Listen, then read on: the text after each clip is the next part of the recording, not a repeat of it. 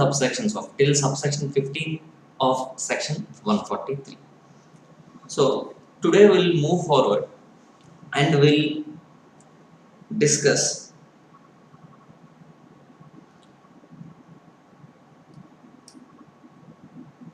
section number 144 to 148. If we see all these things, then we'll be done with this chapter number 10 of Companies Act 2013. And still there is one more chapter pending, chapter number 9. Once we are done with this, we'll go to chapter number 9 and we'll see from section number 128 to section number 138. So that we will be completing with the Companies Act 2013, and then we'll move into other laws section. There are four acts which are there in the syllabus where we need to discuss all those things in detail. Okay, let me move forward to section number 144.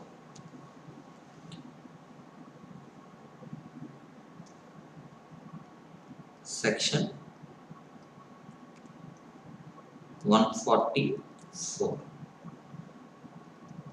The heading of this section is auditor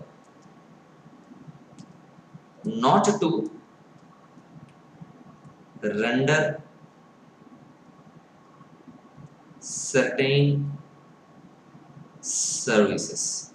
See, once you are appointed as an auditor of that particular company, then you are prohibited to provide certain services to that company. What are those prohibited services? What are the services you are allowed to give to that company is discussed in section number 144. In addition to 141, this is also one of the disqualifications. See, even 141 also it is there. Disqualification. Once you are engaged in providing certain services which are there in section number 144, then you will be automatically ineligible to conduct the audit, disqualified to conduct the audit. Okay. This is section 144. What it says is, auditor shall provide only those services for which he was appointed, by the board of directors. So, those services which are approved by the board of directors shall be conducted by the auditor. So, that we can write in this way. See, only those services which are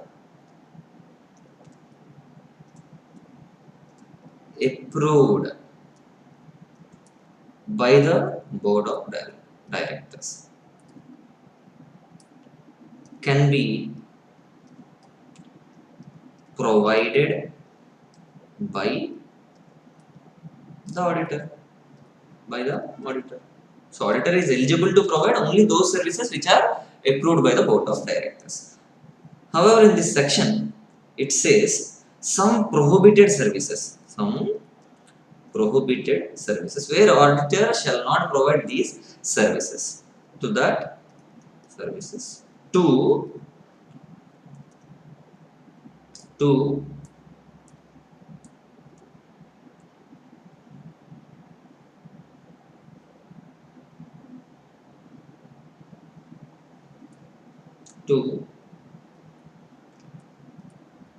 company, to its holding company, and to its subsidiary company. See, these services are not to be rendered to that company or holding company or subsidiary company. There are 8 services prescribed, 8 services plus other services as may be prescribed, not yet prescribed, but it is there in the provision. Other services as may be prescribed. So, this section says there are some prohibited services which are not to be rendered by the auditor to the company, holding company or the subsidiary company. However, this prohibited services he shall not provide either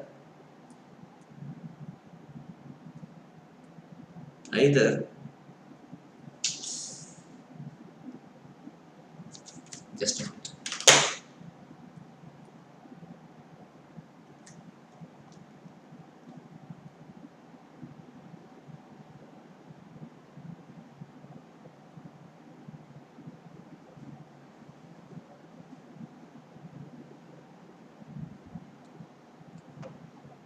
Either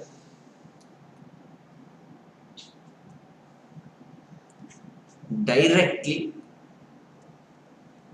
or indirectly.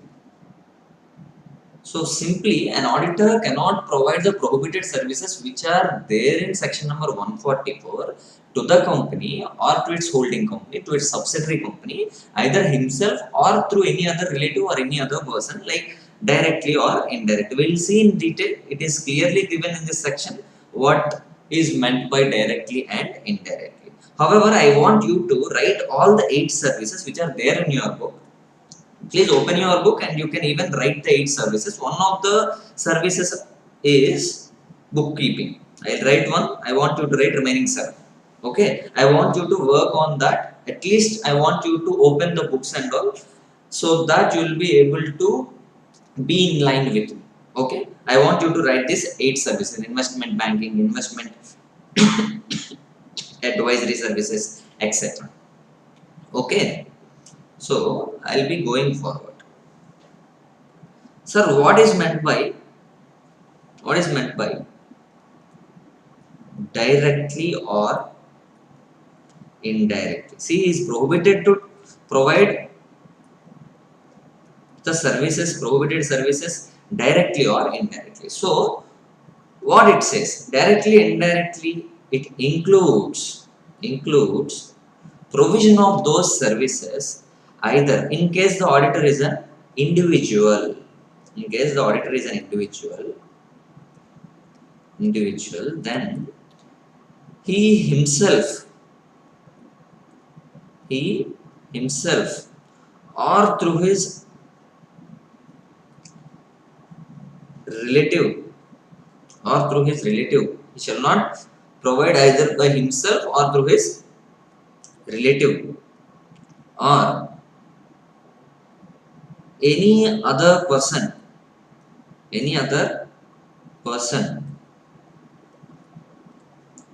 connected to him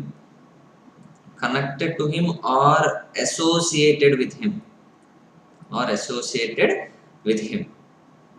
So himself or through his relative or through any other person connected to him or associated with him, or through any other entity. See, he is providing in the name of another entity, in which in this entity he is having some significant influence or control, and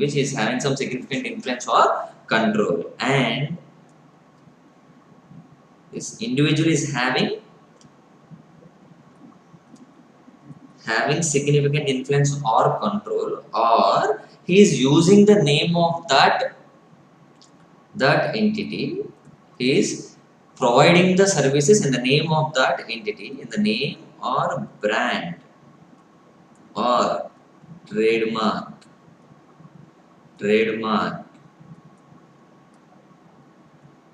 used by such individual. Say for example, Ravi and Co is associated with E and Y. Say for example, Ravi and Co is associated with E and Y, and he is providing some prohibited services to its client through E and Y in the brand name of the Big Four, E and Y. Then this is also prohibited. So an individual, see, if he is providing directly or if he is providing to the entity directly, then it will be covered under directly concept. See, here it is given directly. And indirectly means remaining all provisions. Indirectly is providing through his relative, and we all know we had already discussed the definition of the relative or any other person connected or associated with him or any other entity in which he is having some significant influence or control, and he is using the name, brand or trademark of that entity. Any of this it is covered, then he will not be eligible to conduct the audit. Okay. In case, what if it is a firm? Till now we have seen the case of individual auditor. Now if it is the case of firm, what if the auditor is a firm? Auditor is a firm. Directly or indirectly, in the case of directly or indirectly, I am discussing the case of the firm as an auditor. If such services are provided by the firm itself, or through any of the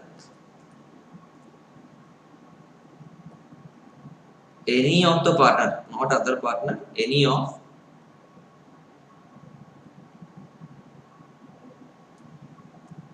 through any of the partner or through any entity or through any entity in which this firm or partner of the firm, any partner of the firm, is having significant influence or control. See, in this entity, these people are having a significant influence or control, or this firm or any partner is providing services in the name of trademark or name or brand name of that entity. Brand name of entity is used by, if it is used by firm or partner, then also it is prohibited. And they are disqualified to act as an auditors. See, if I'm talking about the case of the firm either itself or through any of its partner or through any entity in which firm or partner are having a significant influence or control over that entity, or they are using the trademark, brand name of the entity, then this will be called as indirectly they are providing the services. So we have done with the concept called indirectly or directly.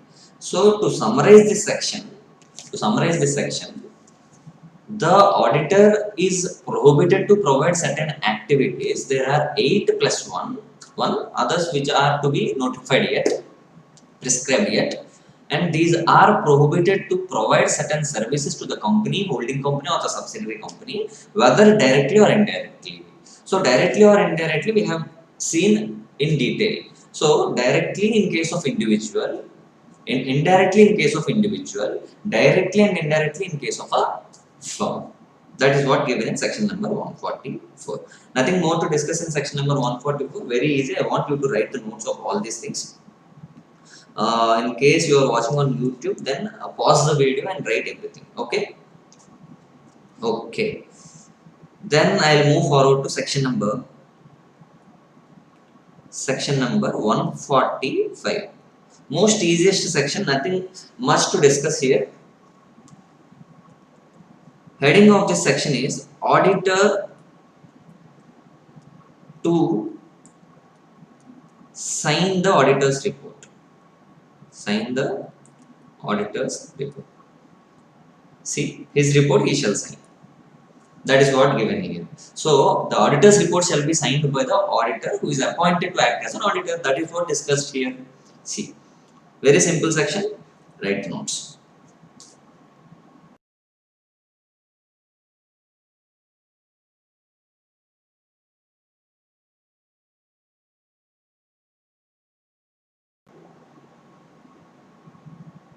Okay, the person appointed as an auditor of the company, auditor of company,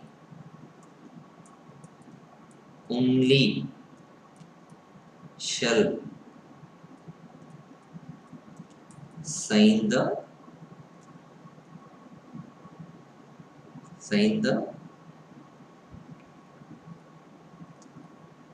auditor's report, and or any other document, any other document relating to audit, relating to audit. That is what discussed here in section number 145. This is the first part of this section. Second part, very easy. While discussing or while we conduct the audit, we'll get some qualifications or reservations. See, for example, I am auditing or I have conducted the audit of, say for example, TCS. I have conducted the audit of TCS and I found there is some non-compliance of AS9. AS9. AS9. That is interest not to be recognized. Interest not to be recognized. And in fact they recognized. In fact they recognized. Okay. So that is the qualification for me. Except this, everything is correct. That is what I wanted to tell to the intended users called members. So this is one of the qualifications. And or some other observations I have made. Like in the financial year, a fire had taken place and that I want to communicate with the intended users. So any qualifications or reservations or comments on the financial transactions which are there in the company, those I can write it in the auditor's report. That point is now to be discussed. Okay. Second part of this section. Part number 1 we have seen, that is only a person who is appointed as an auditor can sign the auditor's report or any other document. Now the second point I wanted to write. Okay. Any qualification, reading of remarks in the auditor's report, reading of remarks in the auditor's report, and it is not done yet, making available the auditor's report to the members for the purpose of inspection of the auditor's report. So these two are also covered in this section. Reading of. So what is to be read? Reading of. It can be qualifications, observations,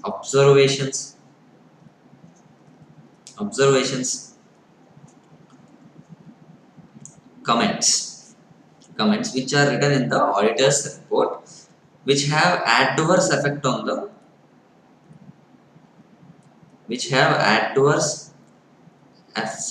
on the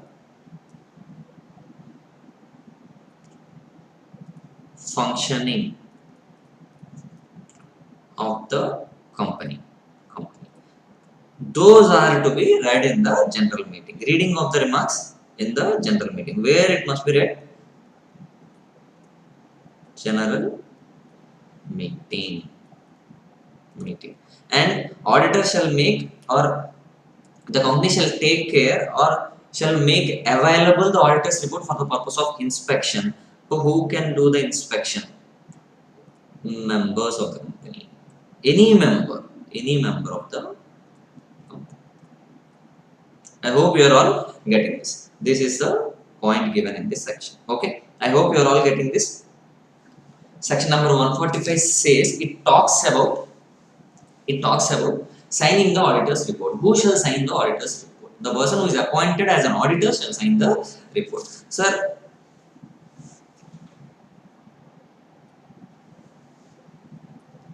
I'll have an example for this. Ravi and Co is appointed as a chartered accountant or is appointed as an auditor of the TCS company. And R and Co has one partner or two partners. Partner number 1, partner X, partner Y, and it has one person called Kiran, who is a qualified chartered accountant, but he is not having the COP. He is not in practice. He is an employee of that particular firm, but he is a chartered accountant. See, will he be eligible to sign the auditor's report? No, he will not be eligible to sign the auditor's report. Even though he is holding the COP, even if there is COP, he will not be eligible to act as an auditor. He will not be eligible to sign the auditor's report. Only in the firm name they can, either partner X or partner Y, along with the firm's stamp, they can sign. Okay, that is what it is said in the section number 145. And the second part of this section is reading of the qualifications, observations, and the comments on the financial transactions which have adverse effect on the functioning of the company, and that reading must be there in the general meeting. Okay, and the other part is making available the auditor's report for the purpose of inspection by the members of the company. That is what discussed in section number 145. I want to go further and I'll start with section number and I'll go to section number 146 now. 146 now. So it is, the heading of this section is auditor to attend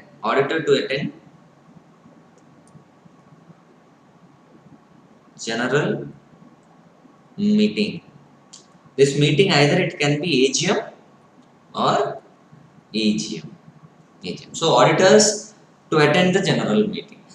I have a doubt that is it the right for the auditor or is it the duty of the auditor to attend the general meeting? That is my question. So the answer will be it is the duty. It may be asked in the examination or through an MCQ, that is it the right of the auditor to go to the general meeting or it is the duty of the auditor to attend the general meeting. That is the question. So it is the duty of the auditor to attend the general meeting. It is not the right. So he must attend the general meeting. However, there is an exclusion given by the company. If company agrees, then he may not be attended to the general meeting. Okay. So it is the duty unless excluded by the company. Unless the exception is given by the company, he shall attend the general meeting, and it is the duty of the auditor to attend the general meeting. Okay. So this is discussed in section number 146.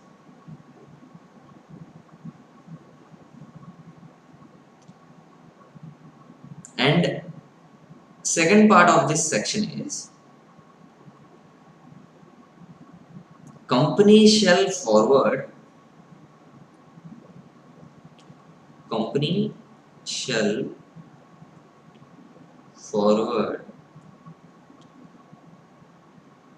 all the notices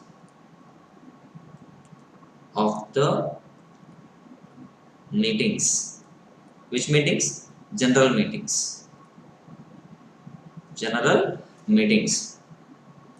to the auditor. So it shall be the duty of the company to send all the notices to the auditors, and it shall be the duty of the auditor to attend the general meeting. unless it is excluded by the company. And the third point is who shall attend, sir? So whether the auditor himself shall attend or any other proxy can attend, or representing himself, can any other person attend? My answer for this is he can directly, he himself can attend, or through authorized representative can attend the general meeting. However, this authorized person shall also be a qualified person to act as an auditor.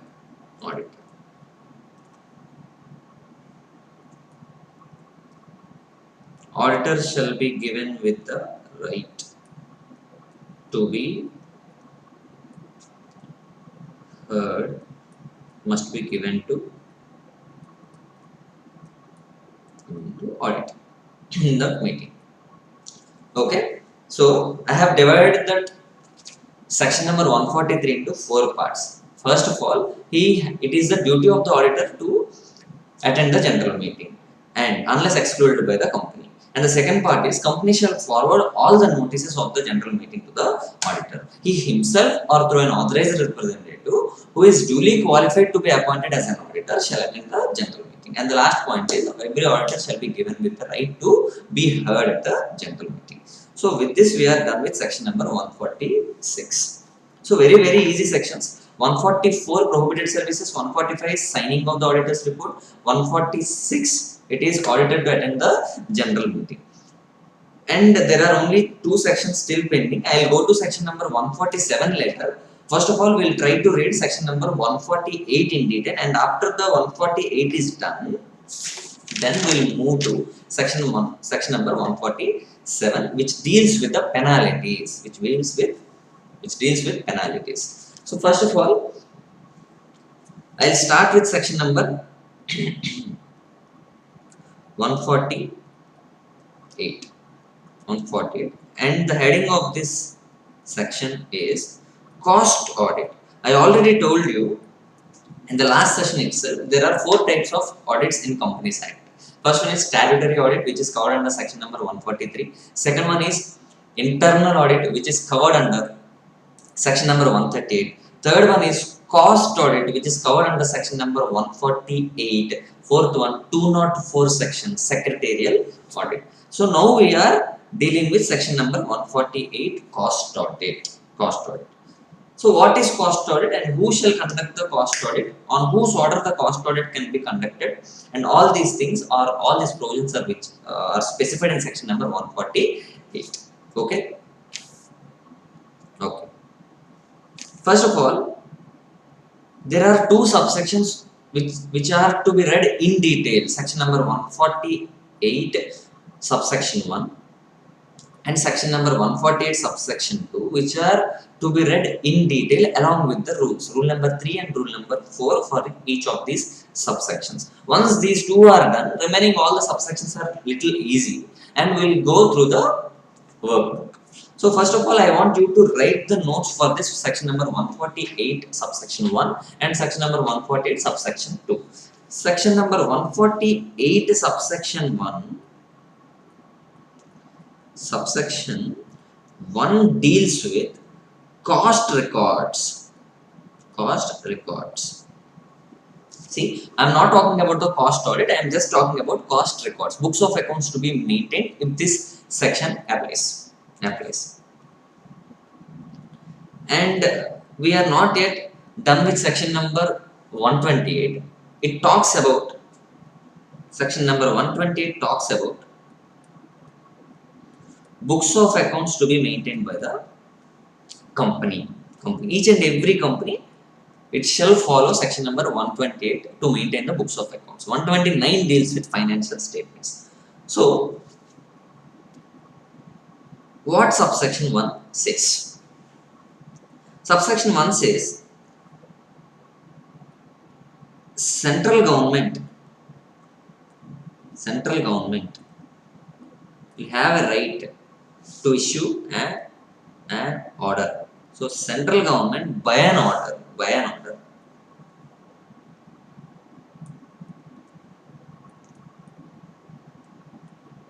prescribe such class of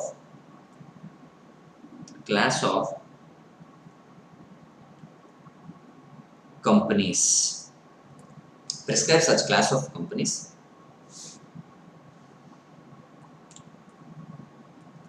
to maintain particulars relating to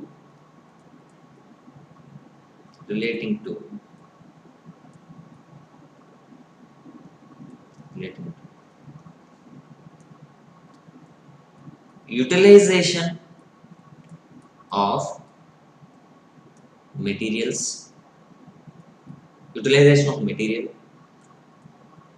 utilization of labor.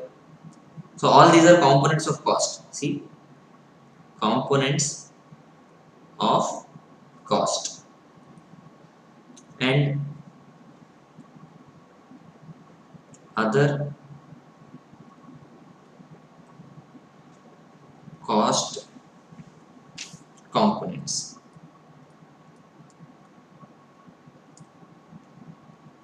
as prescribed. Okay, these are to be maintained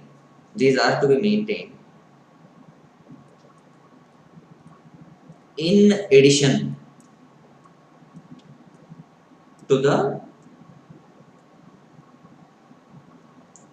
books of accounts maintained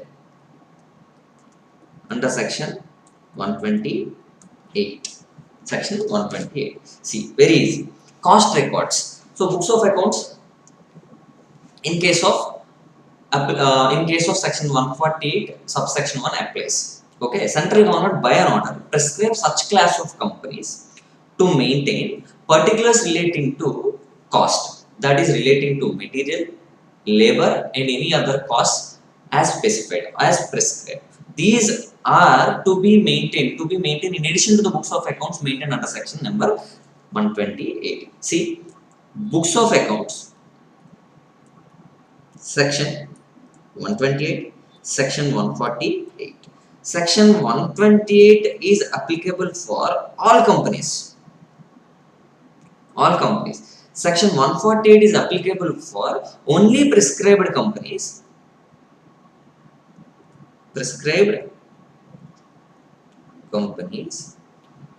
As per rule 3. So rule 3 says which are the companies for which this cost records section is applicable. Those companies which are to be maintained these cost records. That is what discussed here. Okay, I hope you are all getting this. So I want you to write, or I want you to listen first rule number 3. Sir, what rule number 3 says? Rule number 3 says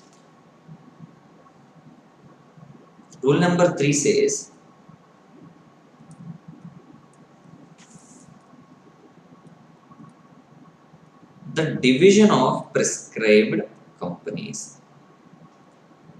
It divides the prescribed companies into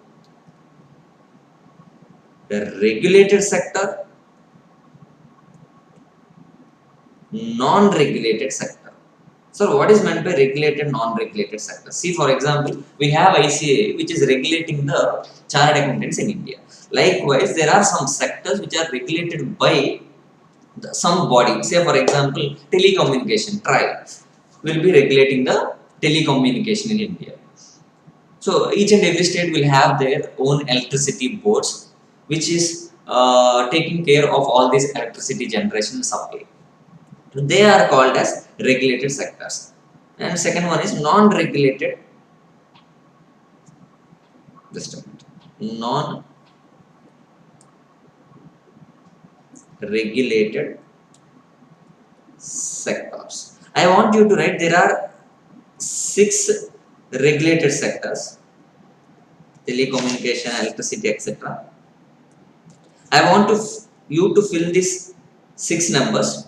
I want you to open the book and write this, and there are some examples for write some examples for non-regulated sectors also. Write some examples. I'll tell you one example: cement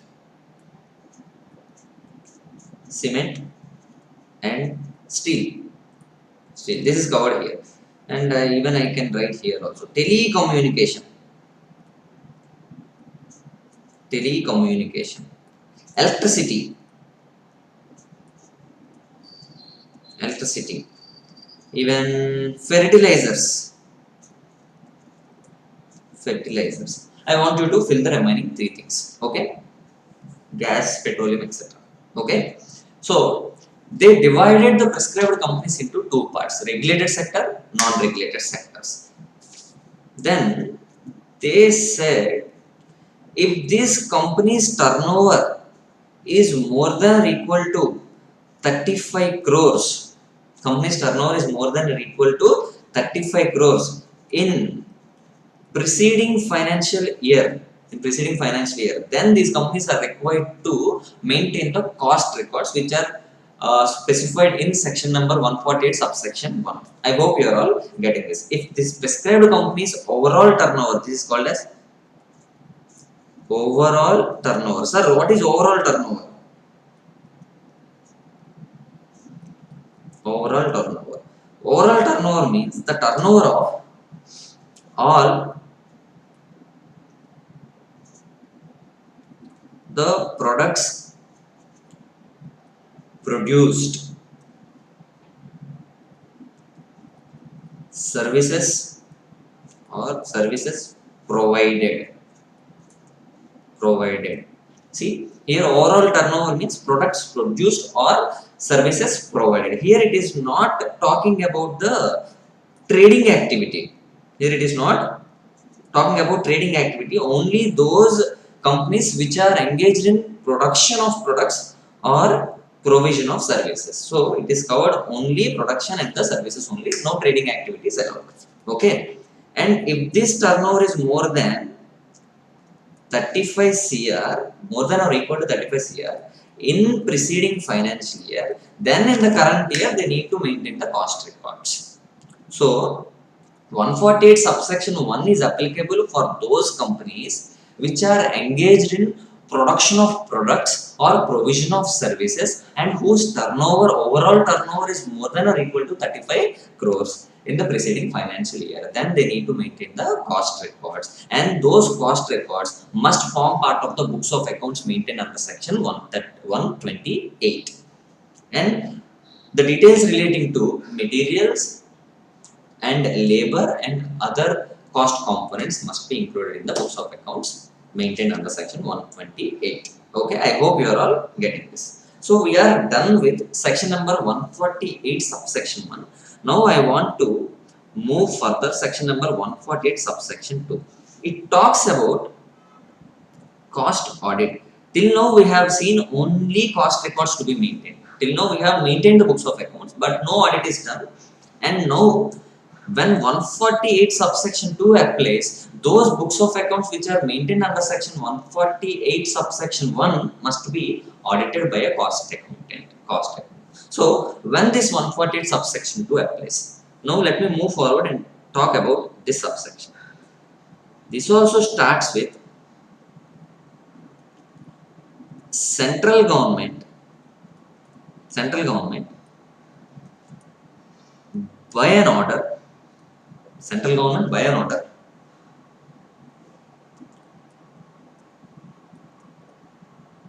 prescribe such class of companies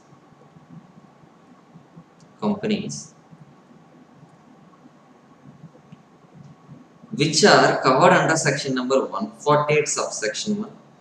So to be covered in section number 148 subsection 2, first of all that company must be covered under section number 148 subsection 1. See, there is no logic if there is no maintenance of cost records, then there is no question of the audit of the same. So 148 subsection 2 will be applicable only if 148 subsection 1 applies. And in addition to that, not all the companies which are there in subsection 1 must be required to get their books of accounts audited. So there is one more provision. See, along with section number 148, if such companies have prescribed net worth or turnover, then if these two conditions are satisfied, prescribed net worth or turnover, then cost audit will be applicable. Is applicable. I hope you are all getting this. See, central government may by an order direct the cost audit. For whom? For such companies as may be prescribed. So what are those companies? Those companies which are already covered under section number 148 subsection 1, and those companies having the prescribed turnover or net worth as may be prescribed. So if these two conditions are satisfied, see, 148 subsection 1 is the subset of 148 subsection 2. Okay. See, rule number 4. See, here it is written that prescribed. So, who is prescribed? Rule number 4. Sir, which rules? Companies cost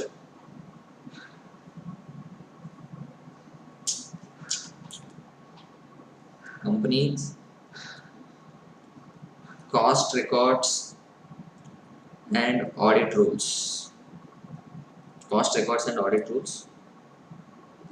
2014.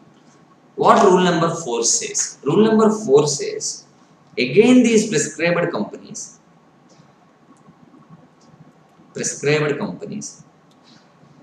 are divided into two types. See, we already know regulated sector, regulated, non-regulated. And for these companies, cost records will be applicable or cost audit will be applicable based on the turnover limits. And they have again divided this into two. Overall turnover of products or services is more than or equal to 50 crores in previous financial year. If the overall turnover of the products or services of that particular company is more than or equal to 50 crores in the preceding financial year, and one more point to be satisfied. So there are two conditions. If these two conditions are satisfied, then only cost audit will be applicable. First condition we have just now seen, that overall or turnover of the products and services of the company is exceeding 50 crores or more in the preceding financial year. What is the second condition? Individual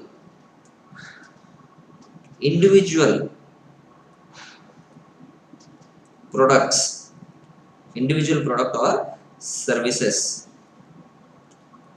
turnover shall be more than or equal to 25 crores in preceding financial year. If both the conditions are satisfied, then only cost audit will be applicable. So previous year overall turnover 50 crores or more in case of regulated sector. Previous year individual product wise turnover 25 crores. Say for example, there is a company X Limited. X Limited. It is manufacturing 10 products. It is manufacturing 10 products, and the overall turnover of the 10 products is 60 crores. 10 products is 60 crores, and it is regulated sector. It is covered under regulated sector. So my question is, for this company, will the cost audit provisions applicable? No. We need to see the second provision also. And in these 10 products, one of the product, individual product turnover we need to see. Individual products turnover, if it crosses 25 crores, if it is 25 crores or more, then only cost audit will be applicable. These two conditions, overall turnover, it is more than 50 crores. Individual turnover, 25 crores or more, then only cost audit will be applicable. So for the purpose of applicability of the cost audit, we need to see two things: overall turnover, individual turnover. Overall turnover in case of regulated sector, individual turnover in case of regulated sector. Okay, that is what specified here. Come to second part. Okay, non-regulated sector. Non-regulated sector. Overall turnover, individual. Very simple. Overall, it is 100 crores or more. It is 100 crores or more in preceding financial year. This is individual turnover, 35 crores in preceding financial year. So with this we are done with rule number 4. So we need to study section number 148 subsection 2 along with the rule number 4 of company cost records and account audit rules 2014. I hope you are all getting this. So for the purpose of cost records maintenance, there is no separate turnovers for regulated or unregulated, individual turnover and all. It is not there when we discussed section number 148 subsection 1. Section number 148 subsection 1 says simply that if your overall turnover crosses 35 crores in the preceding financial year, then you must maintain the books of accounts relating to the cost. And come to second point, cost audit. It separates it segregates the overall provisions into 4: regulated sector, unregulated sector. Regulated sector, overall turnover, individual turnover. Unregulated sector or non-regulated sector, overall turnover and individual turnover. With this we are done with rule number 4 also. And now we need to discuss some exceptions. To section number 148 subsection 1 and section number 148 subsection 2. See, section number 148 subsection 1, if that company is classified as micro and small enterprise, micro and small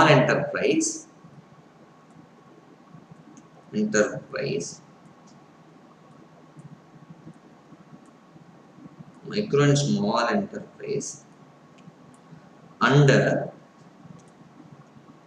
Micro, Small and Medium Enterprise Development Act, MSME Development Act 2006, then cost record section will not be applicable. If that particular company is covered under it is covered under micro enterprise or small enterprise under MSME Development Act 2014, then cost records,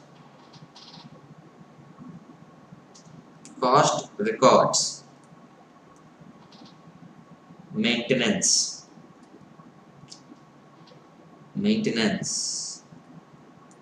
is not applicable. And come to second point, the exceptions for cost audit, that is 148 subsection 2. There are 3 exceptions for this. If the revenue of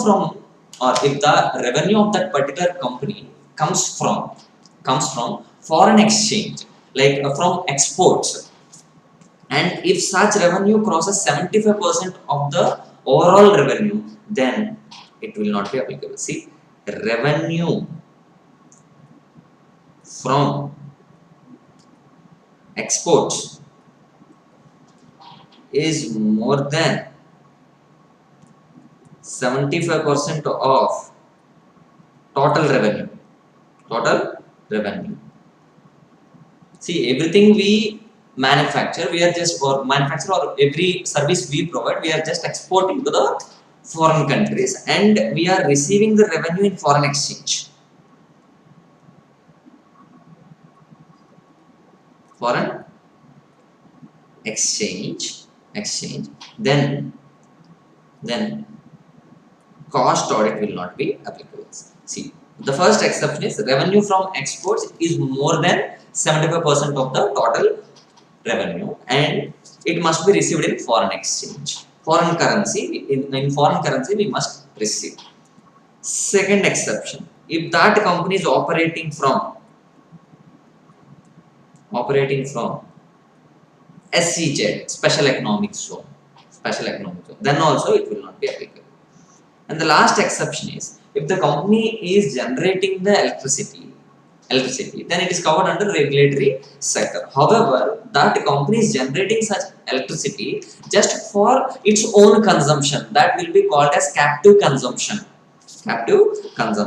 See, generation of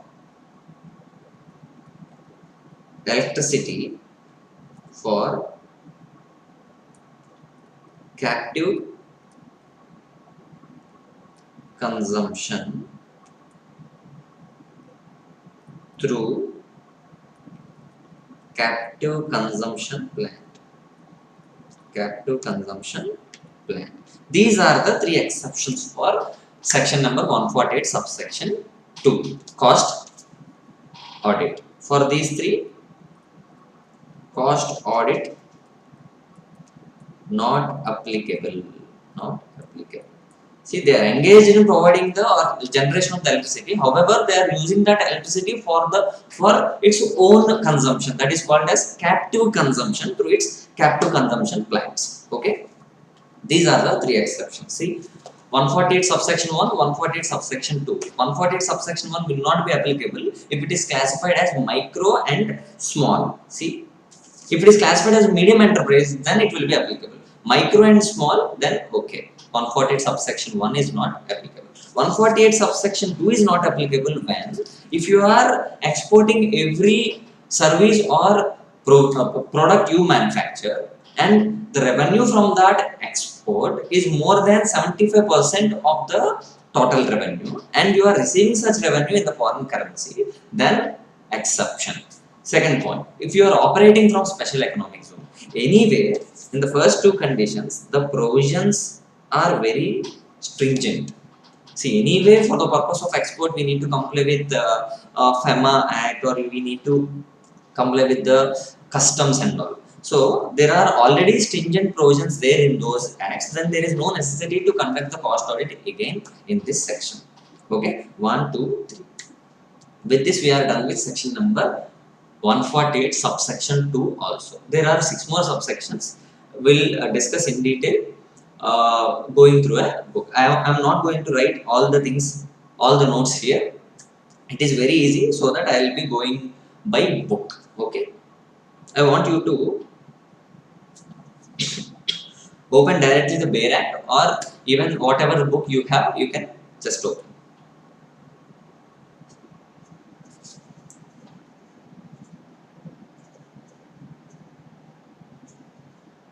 See, 148 subsection 2 is done.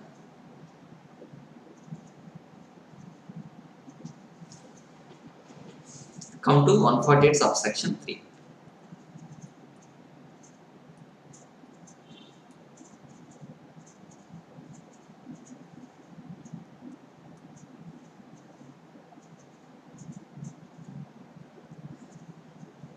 One to 148 subsection 3. The auditor conducting the cost audit shall comply with cost accounting standards. As we have seen that while we studied section number 143, we discussed that audit must be conducted in accordance with the standards on auditing issued by ICAI. Likewise, while conducting cost audit, the cost auditing standards must be followed, and it is issued by Institute of Cost and Works Accountants of India. It is not changed here, it is now Institute of Cost Accountants of India. And nature of the cost audit. See, anyway we are conducting the audit of audit of the company, which is covered under section number 143, and in addition to 143 we need to conduct the audit under section 148 also. Both are different. 143 audit, 148 audit. It is mandatory for all. It is only applicable for prescribed companies. However, this must be done in addition to this. In addition to 143. I hope you are all getting this. And all the disqualifications, qualifications and rights and duties of the cost auditor. We know section number 141 talks about disqualification, disqualification, eligibility. Section number 143 talks about rights and duties of the auditor. So all these things are now applicable for the auditor who is appointed under section 148. Okay, and it shall be the duty of the company to give all the assistance and facilities to the cost auditor also. Likewise, how they gave all the assistance to the statutory auditor, they now required to provide all the assistance to the cost auditor appointed under this section also. The report on the audit of cost records shall be submitted by the cost accountants to the board of directors. Very good. Report shall be given to board of directors. Next point. So write it here. Report must be issued to which report? Cost audit report must be issued to board of directors. And such report, and after receiving the report from the cost accountant, the company shall within 30 days from the date of receipt of the copy of the cost audit report furnish to the central government. See, it must be furnished to the central government with such report along with the full information and explanation on every reservation or qualification content. Whatever he writes in the whatever the qualifications or reservations he has made in the cost auditor's report, then the information and explanation relating to that qualification must be given to the central government within 30 days. I hope you are all getting this. And seeking information from the company. And after receiving that cost audit report from the company, if central government is of opinion that some more information it needs from the company, then it may require that company to furnish the additional information what it wants, and company in turn shall act as it says. Okay, if after considering the cost audit report and information and explanation furnished by the company, if CG of opinion is of opinion that any further information, it may call and such further information, explanation, and the company shall furnish the same within such time as may be specified by the government. See, very simple. The procedure is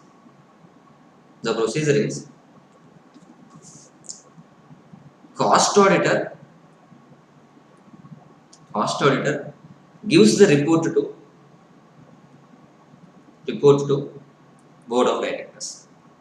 Now these persons from the company side issues the board of directors issues the report. See, this report contains qualifications and reservations, and board of directors shall give this report, and along with that report they need to give some information and explanation relating to qualifications or reservations to CG. How many days? Within 30 days. And now And now, if central government is of opinion that it requires further info, further info, if further info is needed by the central government, it may call the company to furnish the same. It may call the company to furnish the same. And no company shall, very simple, no company shall furnish the further info to central government within such time. Within such time given by CG, in such time given by CG. This is subsections 4, 5. Okay, I hope you are all getting this. Not 4, 5, 6, 7. 6, 7. Now the last subsection, penalty for non-compliance of section number 148 subsection 8. See, in case if company or the cost auditor fails to comply with the provisions which are there in section number 148, then there are some provisions which are there in section number 148 subsection 8. See, on the company and on every officer and on the cost auditor. On the company, go to section number 147 subsection 1. It is subsection 1. On cost auditor, section number 147 subsection 2 to subsection 4. I am writing here very carefully. See, penalties on the company or every officer on the cost auditor. Penalty, it is not given here. However, they want you to go to section number 147 subsection 1 and 147 subsection 2 to subsection 4. 147 subsection 2 to subsection 4. On cost auditor, then go and search for the penalty which is there in section number 147 subsection 2 and section number 147 subsection 4. That is what given here. Okay. Yes. Come back here. Okay. Now, rule number 14 of CAR rules. See, we all know as we appoint statutory auditor, the same procedure will be applicable for cost auditor also. In case the company is required to set up audit committee, they only will recommend the cost accountant who is in practice, and they will recommend to board of directors. Board of directors shall approve the same, and they shall decide the remuneration of that particular auditor, and that remuneration shall be ratified by the members in the general meeting. If there is no requirement of audit committee for that particular company, then the cost auditor will be identified or selected by the board of directors, and the remuneration is fixed by the board of directors, and such remuneration shall be ratified by the members in the general meeting. That is what given here. These 2 points are those points. If you want me to write, then I'll write. No, it is not necessary. We already discussed in section number 140. 139. Now I want to move to, see, this rule number 3 we are done. Regulated sectors, non-regulated sectors. Rule number 4 also we are done.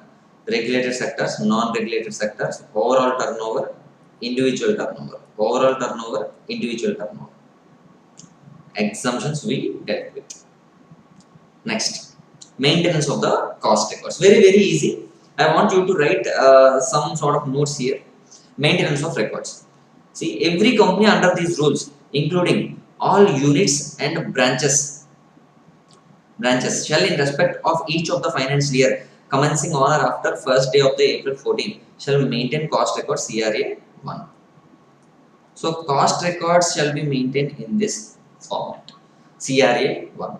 And second one, and those cost records shall be maintained on a regular basis, and in such manner as to facilitate those cost records must facilitate the calculation per unit of cost of production or cost of operations, comma, cost of sales and margin of each products or activities for every financial year on monthly or quarterly or half yearly or annual basis. So whatever the cost records you are going to maintain, those cost records must be able to calculate the cost of production, per unit cost of production, per unit cost of sales, per unit cost of operations. Okay, and why this, sir? So those cost records must enable the company to exercise as far as possible some control over the various operations and cost to achieve the optimum utilization of the optimum utilization of the resources, and these records shall also provide the necessary data which is required to be furnished under these rules. So simply these cost records shall enable the company to exercise some control over the utilization of the utilization of the resources, and these records shall also provide necessary data which is required to furnish under these rules. Very, very easy. So these are the rules related to maintenance of the records. Okay, appointment of the cost auditor. So when he shall be appointed? He shall be appointed within 180 days of the commencement of the financial year, and he will be holding the office of the auditor till the closure of 180 days, or till 180 days of closure of the financial year, or the report of the auditor is filed with the board of directors. See, the company is required to get the cost records audited within 180 days of the commencement of the financial year, and before such appointment the written consent of the auditor must be taken and certificate from him shall be obtained. The certificate shall state, this certificate shall be given by the cost auditor, and he shall give, the cost auditor appointed shall submit certificate that he is not disqualified under Cost and Works Accountants Act 1959, as we have the disqualifications under section 141 of Companies Act, and some disqualifications we have in Chartered Accountants Act 1949 also. Likewise, he is also having some disqualifications in Cost and Works Accountants Act 1959, and in that certificate he shall write that I am not disqualified by that act, and that individual or firm is satisfying with the criteria provided in section number 141. This Act section number 141, and proposed amendment, or proposed not amendment, it is appointment. Proposed appointment is within the limits laid down by or under the authority of the Act, and the list of the proceedings against the cost auditor. So all these he needs to write in the certificate, and it must be filed with the company. So once he is appointed, such appointment shall be given to the notice of the central government, and it is made in CRA 2. CRA 1 it is related to cost record. CRA 2 it is about intimation by the company to the central government about the appointment made by them of the cost auditor.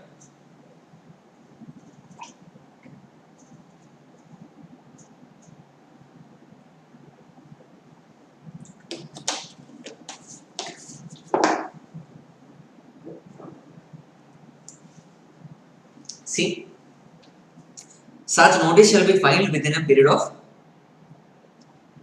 30 days of the board meeting in which such appointment is made, or within a period of 180 days from the commencement of the financial year, whichever is earlier. Tenure of the cost auditor. He shall be appointed within 180 days of the commencement of the year, and the last date is till the expiry of 180 days from the closure of the financial year. Say for example, 31st March 2019 is the closure of the financial year. From this 180 days he shall hold the office. However, if on 150th day, if he is issuing his cost audit report, then his tenure will be ending on this 150th day only. So whichever is earlier, we shall count. Okay, I hope you are all getting this. So if you want to remove the auditor before his expiry, then this provision is applicable. See, pass a board resolution, and give the reasonable opportunity of being heard to the cost auditor, and record the reasons for removal in writing. So first of all, we need to pass a board resolution removing the auditor, and one reasonable opportunity of being heard must be given to the cost auditor, and we must record the reasons for doing so. And all this we need to file with CG. See, for the removal of chartered accountant, for the removal of the statutory auditor, the procedure is very stringent. First of all, we need to pass the board resolution. We need to apply for the central government permission. After getting the central government permission, we need to conduct the meeting of members, and we need to pass a special resolution.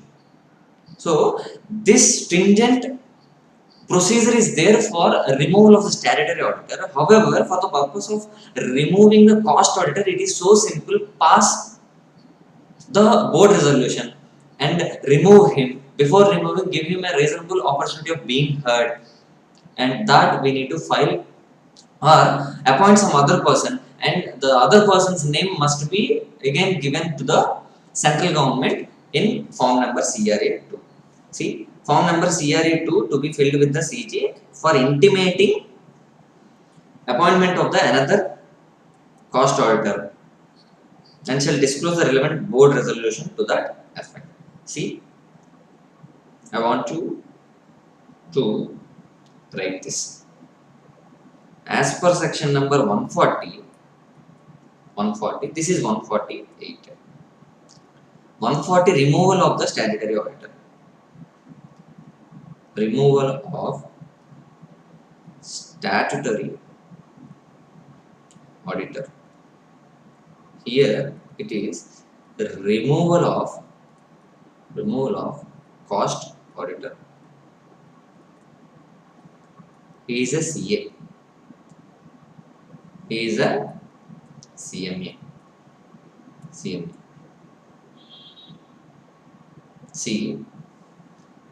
for removing the chartered accountant, how the procedure would be? Pass a board resolution first. Okay, we pass the board resolution. Here also pass the board resolution. Okay. Second point, apply to CG. First of all, we need to get the approval from the CG to remove. Apply to CG. No such provision. Third point, after getting the permission from the central government, conduct general meeting. No such provision. And pass special resolution in the general meeting. No such provision. Here, appoint new person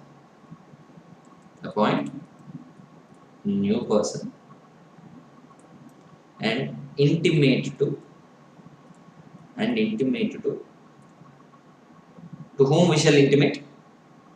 CG in CRA2.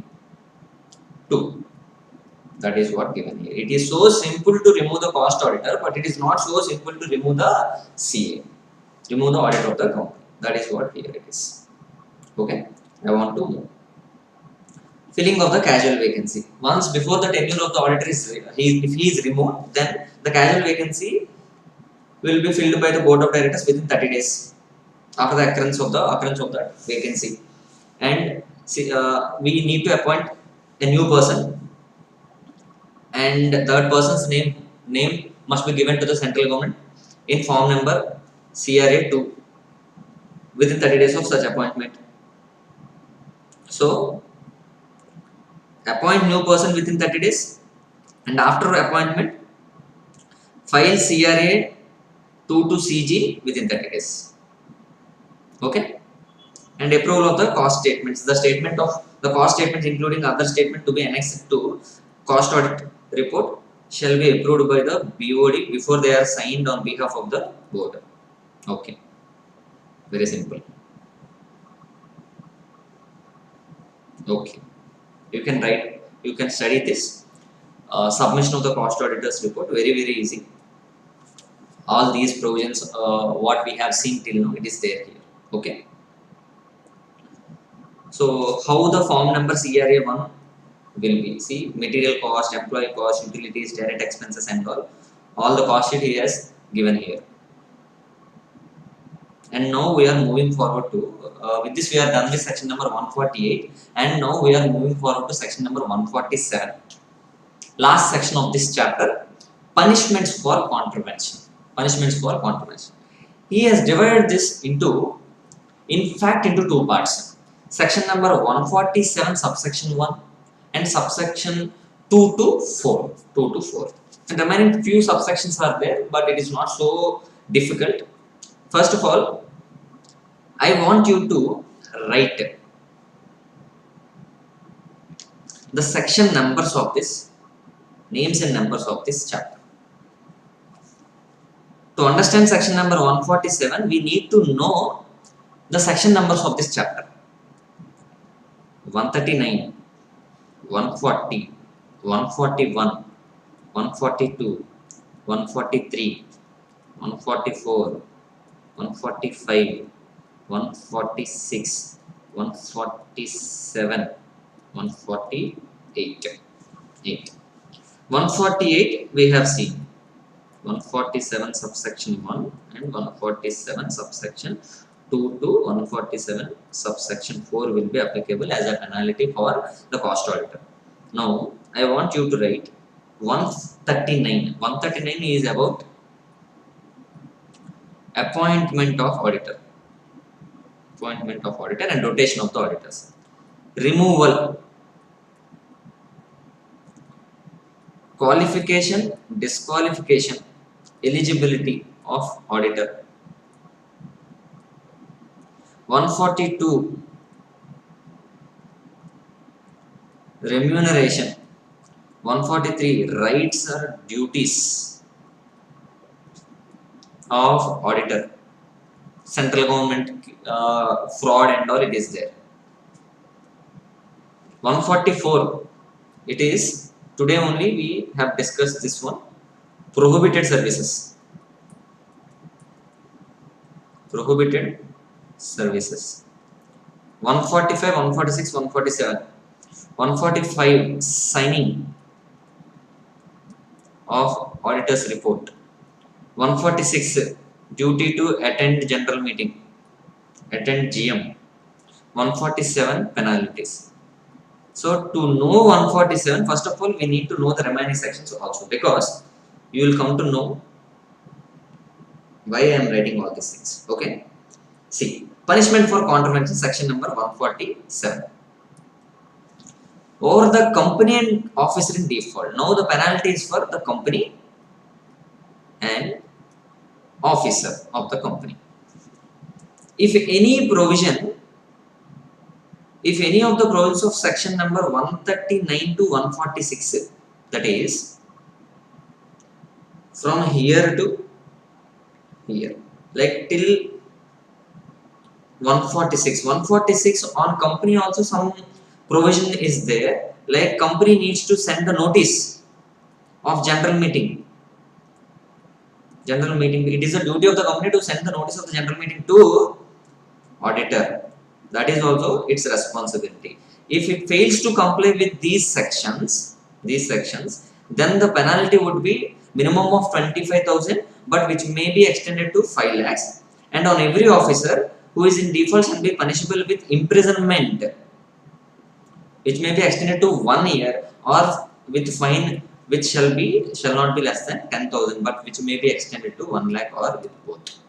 Okay, this is on officer. That is on company. For officer there is a imprisonment also, that is criminal liability. I hope you are all getting this. Okay, and come to subsection 2. Subsection 1 is done, it is on company and it is on the officers of the company. Here it is over the auditor. Now the penalties begin.